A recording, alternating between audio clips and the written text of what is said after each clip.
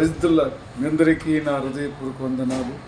మీరందరూ మన ప్రభు అయిన యేసయ్య నామములో అనుదినము నూతనమైన వాగ్దానముతో కలువర ప్రేమ మీ అందరి గురించి ప్రార్థిస్తుండగా మీరందరూ కూడా అదేవిధంగా నిత్యము ప్రార్థించి ఆయన ఇచ్చివస్తున్న ఆశీర్వాదాలు దీవెనలు మహిమలు పొందుకొని ప్రతి కుటుంబములో ఆశీర్వదింపబడాలని నూతనమైన వాగ్దానముతో ప్రభు మనతో మాట్లాడుచున్నాడు.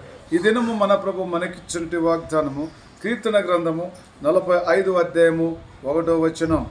రాజు అయిన నా దేవా, నిన్ను ఘనపరచుదను, అనుదినము నేను నిన్ను స్తుతించదను, నిత్యము నీ నామమును స్తుతించదను.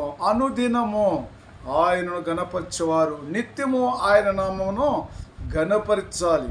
ఉదయం లేగానే ఆయన నామమును ఘనపరచుకోవాలి. ఆయన చిత్తములో మనం ఉండాలని ప్రభువు మనకు చెప్తున్నాడు. ఇక్కడ దావీదు రాజు అంటున్నాడు, రాజు అయిన నా దేవా అనేవారుగా మనందరము కూడా ఆయన ప్రేమించి ఆయన చిత్తములో అనుదినము నిత్యము ఆయన స్తుతించేవారుగా ఘనపరచుకునేవారుగా ప్రతి కుటుంబములో ఆయన నామము నిత్యము స్తుతించే బిడ్డలుగా ఉండాలని ప్రభు ఈరోజు మనములను జ్ఞాపం చేసుకునే బిడ్డలుగా మనకి సమయం ఇచ్చినాడంటే సజీవ లెక్కలో ఉంటున్నట్టు మనము నిత్యము స్తుతించాలి. బ్రతుకుచున్న మనము నిత్యము స్తుతించాలి.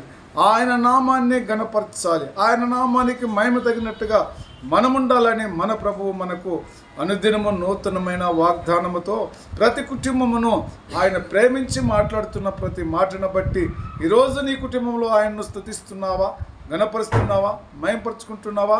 ఆయనకే ఘనత మహిమ కలగాలని నీ కుటుంబంలో క్షేమ అభివృద్ధి కలిగి మిమ్మల్ని ఆశీర్వదించే దేవుడు అంటున్నాడు, నా దేవా నేను నిత్యము నిన్ను స్తుతిస్తున్నాను, నిత్యము నిన్ను ఘనపరుస్తున్నాను అని నీ హృదయపూర్వకంగా మొరపెట్టినట్లయితే ఆ దేవుడే నిన్ను నీ హృదయంలో ఉన్నట్టు ఆలోచనలు, ఆ దేవుని ఆలోచనలు నీలో ఉన్నట్లయితే నువ్వు నూరంతలుగా ఫలిస్తావు. దేవునికి స్తోత్రం. మీ కుటుంబంలో దేవుడు ఆశీర్వదించాలని దీవించాలని ప్రభు పేరట అడుగుతూ సమయంలో ప్రార్థన చేసుకుందాం. ప్రేమ కృపా జీవం గల తండ్రి పరిశుద్ధుడా, నిత్యము నిన్ను స్తుతించి నిత్యము నిన్ను ఆరాధించు. అనుదినము నా ప్రభు మీరిచ్చిన కృపను బట్టి ప్రతి కుటుంబాన్ని ఆశీర్వదించమని యేసుక్రీస్తు నామములో ప్రార్థించున్నాను తండ్రి. ఆమేన్. Praise the lord. God bless you.